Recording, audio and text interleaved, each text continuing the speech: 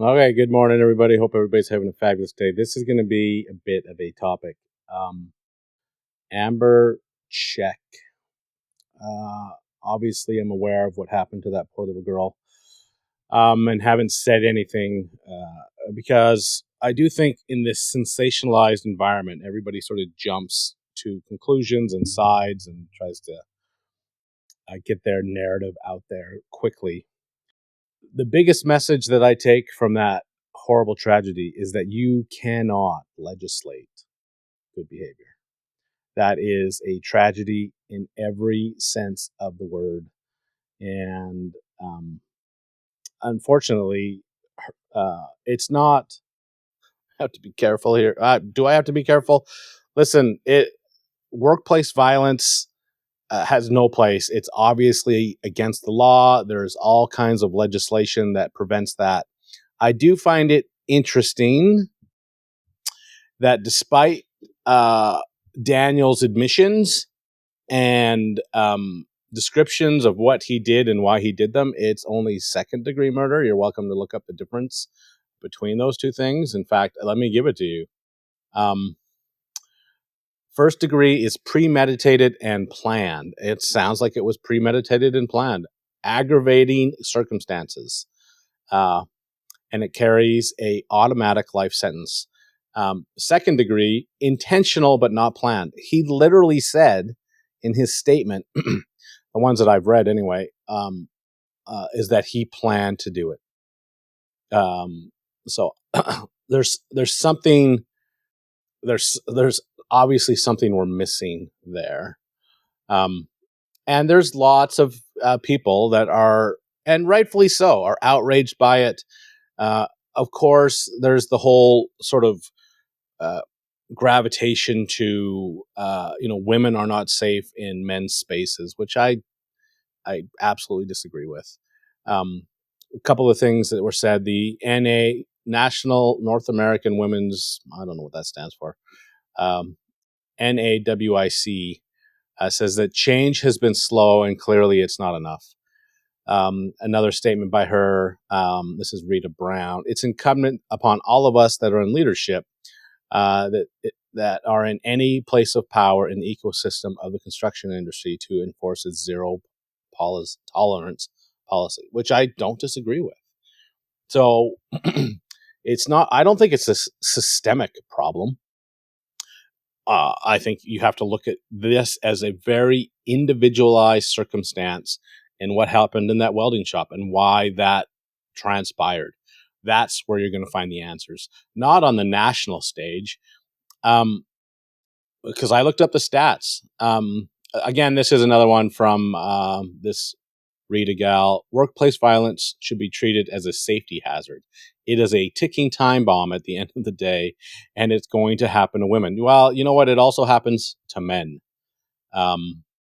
And I looked at, according to the CDC, which is the American version, men are more likely to be victims of physical violence, especially in the fields, which I thought was interesting, healthcare.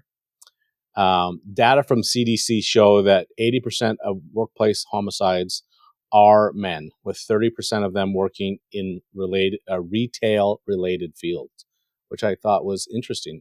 You would think, given the outrage, that blue collar is where all those problems reside. But according to this, it's healthcare and retail-related services. And just so we're clear, I looked up I'm on the Statistics Canada website right now. And 31% of men and 47% of women reported experiencing some form of physical or sexual harassment in the workplace. Among employed people, 60% of women and 39% of men between the ages of 25 and 34 reported experiencing physical assault or sexual assault. I don't know why it doesn't differentiate between those two things, but it doesn't. Anyway, I will say, you cannot legislate good behavior. It's impossible. It's an impossible thing to do. We should be upset what happened to that poor little girl. There is no place for that. at any time, at any place. But I do, re, you know, step back and away from uh, sort of generalizing this into some problem that doesn't actually uh, exist in the zeitgeist. Just how do I say this? Just because something happened to you doesn't mean it happens to everybody. And I've certainly experienced that in my own life. I have very unique experiences that don't happen to everybody. So it's yet to be played out. Who knows exactly what, why the why and the where and all that sort of stuff has yet to be revealed. It's a terrible thing, and I truly, I feel awful for that family and everybody that's involved in that, and wish them nothing but the best. But I do think we need to take these things with a measured approach and think through them and wait for all the facts to show up before we sort of jump on the bandwagon with our, sharpened pitchforks and our torches and claim that this is a systemic problem that has, rears its ugly head and we do nothing about it. And it's currently, I mean, they have said that they, where did I see my thing? I'm just going to pause this for a second. Yeah, it says again from the same article, which is I'm going to read the article. I'm going to read the statement, and then I'll tell you where the article came from. That a quarter of women in the trades respond to saying they're always or frequently harassed as being a woman, and I can pull the same stats from the Alberta government or from the Canadian government and say that what's my number? Sorry, I'm all over the place here. That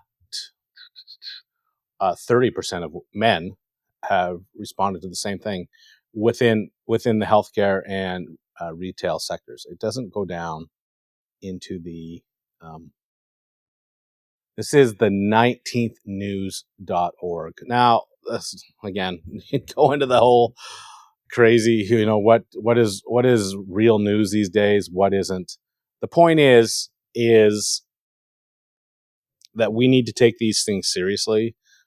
There are mechanisms in place to prevent these things from happening. The failure is not in the system. The failure is at the point of failure. As tradesmen, we should understand that when a system breaks, the whole system isn't garbage.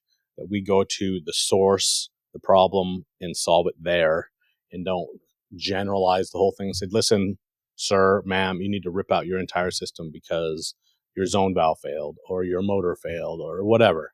That's the problem. That's where we need to fix it. That's where we need to focus. And it does seem to me that people are sort of vying for budget dollars to their cause, and they've already talked about how I don't know which. I read a ton of articles here the last couple of days about it, but that they are looking to get grants and budget monies in order to help their cause, which adds its own sort of tint to the whole story. Anyway, as usual, those are my thoughts, not yours. My only advice to everyone and everything is that when you hear something or see something on something that's a national or sensationalized basis, that you do some digging into it and find out exactly what's going on and both sides of the story, and dig deeper. There's always more information to glean. There's more information to learn, and that's the only way that we're able to actually take measured and appropriate steps, is that if we understand the full picture, or as much of the picture as we can, instead of just the headline news, which is, according to this one, tradeswomen say it could happen to them at any time. I mean, that's a bullet point that is not, I don't think it's true. That's it. Have a great day.